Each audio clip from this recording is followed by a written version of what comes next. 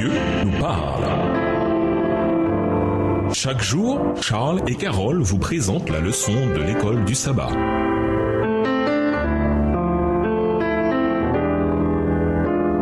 Bienvenue dans votre émission Dieu nous parle. Nous voilà à la leçon de jeudi, un temps pour être ensemble. Jésus a montré à ses disciples qu'il se rendait chaque semaine à la synagogue. Après sa résurrection, ils ont perpétué ce modèle, comme les autres disciples de Jésus. La synagogue est devenue l'un des principaux lieux où les disciples posaient des questions liées à la résurrection et le sabbat donnait à la population une opportunité clé pour se rencontrer et apprendre. Après tout, Jésus était le Messie hébreu, le Messie prédit dans l'Ancien Testament, lequel était lu dans la synagogue chaque sabbat. Ainsi, quel meilleur endroit avaient les croyants pour promouvoir Jésus que la synagogue, surtout quand il témoignait auprès des Juifs et d'autres qui craignaient Dieu. Acte 13, versets 16 et 26. Considérez les textes suivants. Que nous indique-t-il sur la manière dont les disciples de Christ témoignaient dans les lieux publics? Tandis que vous lisez ces versets, réfléchissez à l'endroit où il parlait, à qui il parlait, à ce qui était dit et au résultat. Acte 13 et versets 14 à 45, Acte 16 et versets 13 à 14, Acte 17 les versets 1 à 5 et Acte 18 le verset 4. Acte 13, versets 14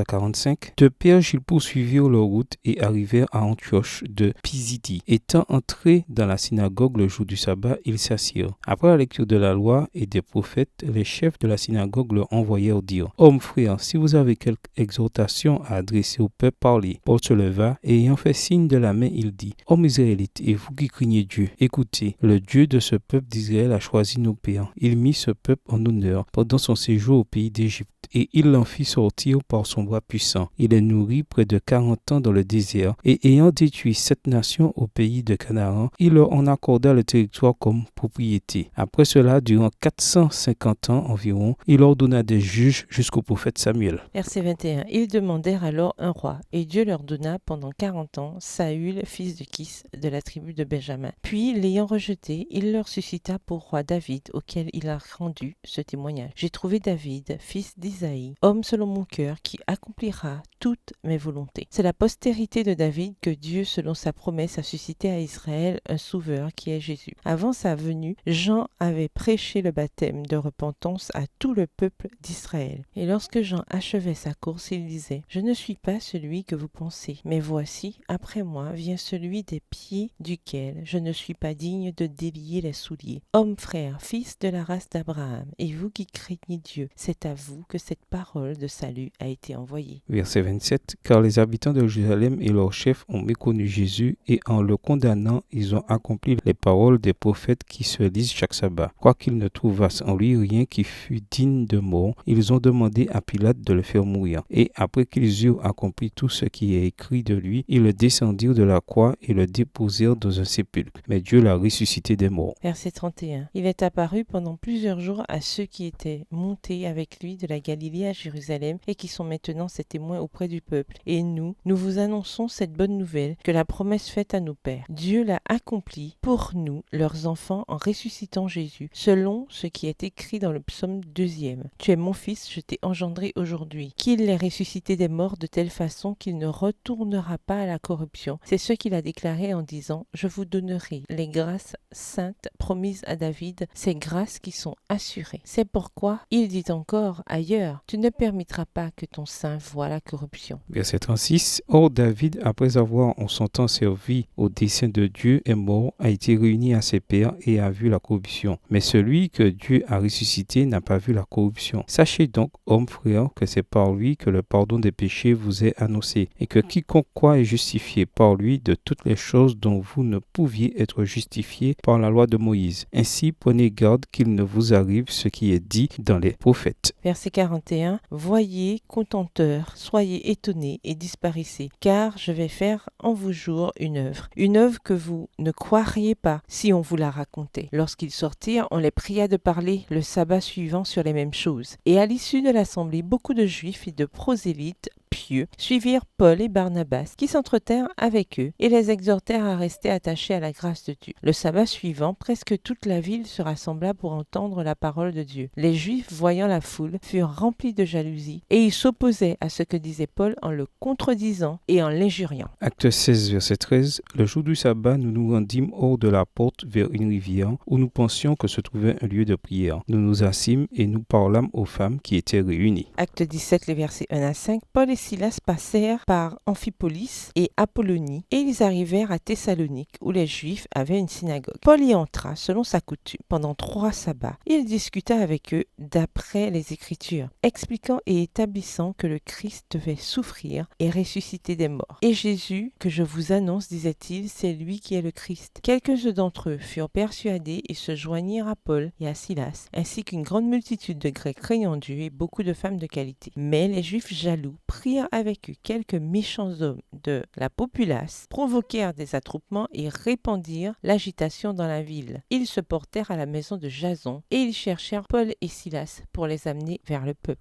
Acte 18, verset 4. Paul discourait dans la synagogue chaque sabbat et il persuadait des Juifs et des Grecs. Le témoignage des apôtres était à la fois personnel et biblique. Paul donna plus de détails sur l'histoire d'Israël en commençant par nos pères, acte 13, verset 17, en Égypte, et poursuivit leur histoire depuis l'installation en terre promise jusqu'au juge, au roi et à David, à partir duquel il avait une transition parfaite pour parler de Jésus. Paul et d'autres montrèrent également combien leur expérience et leur compréhension personnelle avaient du sens dans le cadre des Écritures. Ils présentaient les informations et ils débattaient et discutaient. La combinaison de témoignages personnels et bibliques donnés par la prédication, l'enseignement et la discussion était très puissante. Comme le montrent les passages de la Bible, certains des chefs religieux enviaient l'autorité des apôtres et l'influence qu'ils avaient sur le peuple, aussi bien juif que gentil. L'Église adventiste du 7e jour a une histoire forte, elle aussi, faite de témoignages encourageants et de présentations scripturaires à travers la prédication et l'enseignement ou le partage. La combinaison école du sabbat plus service de culte, la prédication, et d'autres réunions de sabbat, rencontres de jeunes par exemple, donne une base d'instruction formelle forte